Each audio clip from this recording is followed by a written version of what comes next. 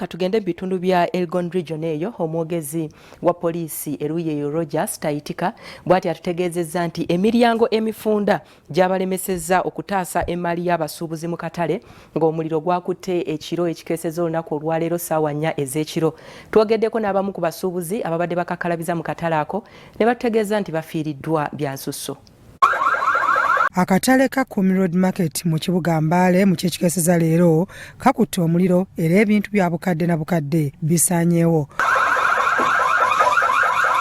Omuliro gutandise ku ssaawa 4 ez'ekiro era abantu bangi balabiddwako okujja okubaako bye bataasa naye ng'omuliro mungi era nga kitegeerekese nti emidaala 400 gyonna gifuuse muyonga nga n'abamu ku basinze okukosebwa bizinensi zaabwe be bakyala abatunda emmere omuli amatooke n'abo abayina emidaala emitonotono mu katale kano. Abantu abasinga okukoleramu be bano abakyala abatunda emmere aba hotel n'abakyala ba bogoya n'abamaduuka n'abasaloon n'abebyalaani.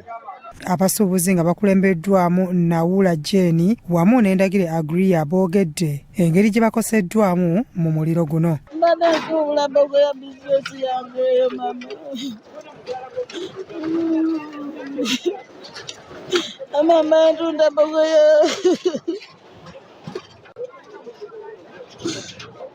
Wategedde saa meeka sawa zabadde tujembaira tina anageza okuba kulutuuka saawa 4 nga bagamba muliro gukuta ogenda okutuuka eno ebintu byonna nga biweddeyo ananga tulabe banange mutuyambe banange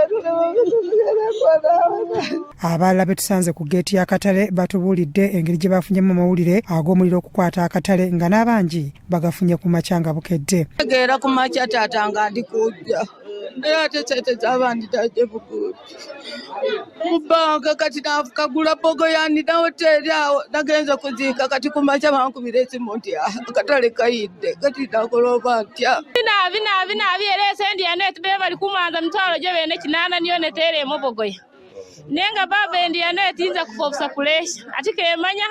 Abdullah Senkumba wamu ne Amoding Rita nabo basigadde maziga olw'okuba nga tebalina kye basigazza ne bakubira abakulembeze omulanga okubayamba.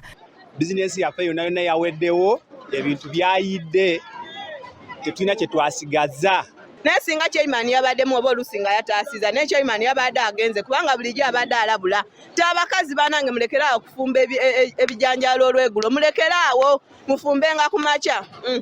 Badde mu katale nafunamu n'ennyumba baginguza negifuula egundi epotule yange nga nabayiramu enkoko zange badde zirimu enkulu 79 n'obuto bwako 37 nawo bwenyini buyiridde mwenyini siri kulabawo kintu kyona nembeera ne tailozi zizo ze muli kulaba wansi ezo badde zange nazigula era nga ziri mu store endala naye zonna ziyiridde mwenyini. Abakulembeze b'ekitundu okubadde RCC w'Embale Rex Achila wamu ne Meeyo w'Embale City Kasim Namugali basuubiza okuyamba abasuubuzi bano. They cooperated together with the Hassan, the one of the fuel station behind, and power was switched off. I found already 1.5 of this market was being burnt. And nti kaseera kazibu naye nga kanso naye tugenda kuddayo tutuule tutunulire obubenje obw'omuliro guno buva ku ki tunafuna kituufu kyetusobola kugamba nti kino kyekivuddeko kino nakiri. Ye omwogezi wa poliisi mu bitundu bya Elgon SP Rogers Taitika ayogedde nti poliisi baatuuse mu budde naye tebaasobodde kubaako kye bataasa olw'emirango gy'akatale okuba nga gyabadde mifunda ddala. Tubeera nga tulina amakubo agatusobozesa nga poliisi okulaba nga twaccessinga center oba point eyo ebeera etuuseemu obuzibu amangu ddala tulabike nga tutaasa maali. Byamakumbi Emmanuel, Crossroad TV Omunyi.